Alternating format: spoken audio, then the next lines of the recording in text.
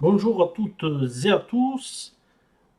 Aujourd'hui, je vais vous parler du nombre 44. N'hésitez pas à liker, à commenter et à vous abonner. Le nombre 44 est-il une simple énergie double ou un maître nombre? C'est ce que nous allons voir, car certaines personnes et numérologues professionnels le considèrent comme tel. Mais parlons tout d'abord du nombre 44 au niveau du symbolisme et de son caractère. Selon Alendi, ce nombre doit logiquement unir le principe des mutations périodiques de la nature aux manifestations cosmiques de celle-ci. Du point de vue de Bohème, il appelle les nombres 44, 45 et 46 la trinité de la vie humaine. Selon la Bible, le quatrième livre de la Bible, le livre des nombres, contient 1288 ou 400, plus 400, plus 400, plus 44, plus 44 versets. Il est 44 fois plus court que 3 fois 444 ou 666 plus 666. Au niveau généralité, le Vatican occupe 44 hectares dans la ville de Rome. On raconte aussi qu'un jour, un journaliste interviewera le frère André. À un certain moment, il lui aurait dit « Je doute fort que vous ayez commis plus de 4 fautes ». Et le frère André de lui répondre « Pas seulement 4, mais 44 et plus ».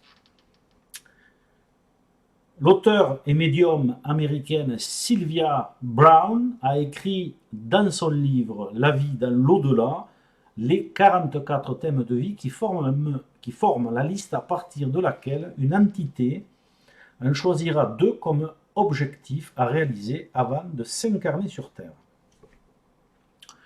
Alors, voyons maintenant, au niveau des caractéristiques fondamentales, le nombre 44 favorise la réussite dans le temps en faisant preuve de ténacité après de nombreux efforts, des restrictions, des limitations et de l'obstination. Il apporte de la résistance aux efforts, persistance, patience nécessaire, un matérialisme parfois extrême. Il est ancré à la terre, comme le 40 d'ailleurs.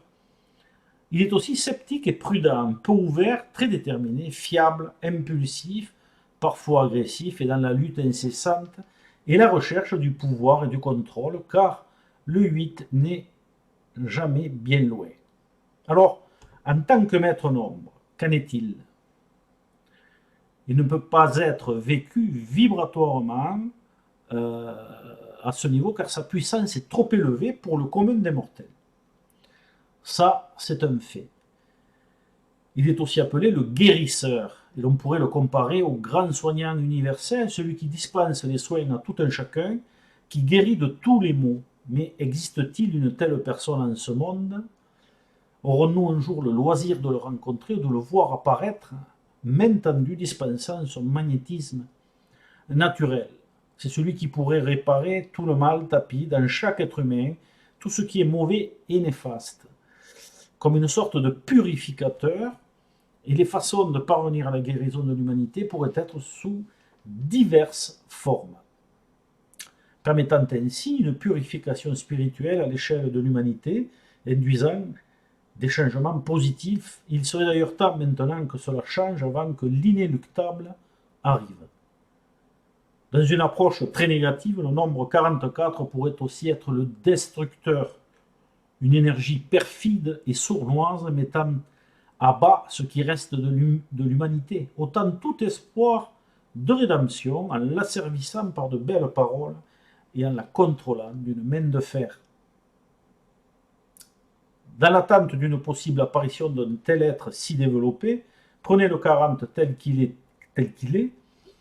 et tel que je vous l'ai décrit au niveau de son caractère. Cette vidéo est maintenant terminée et je vous donne rendez-vous très bientôt pour d'autres vidéos de numérologie.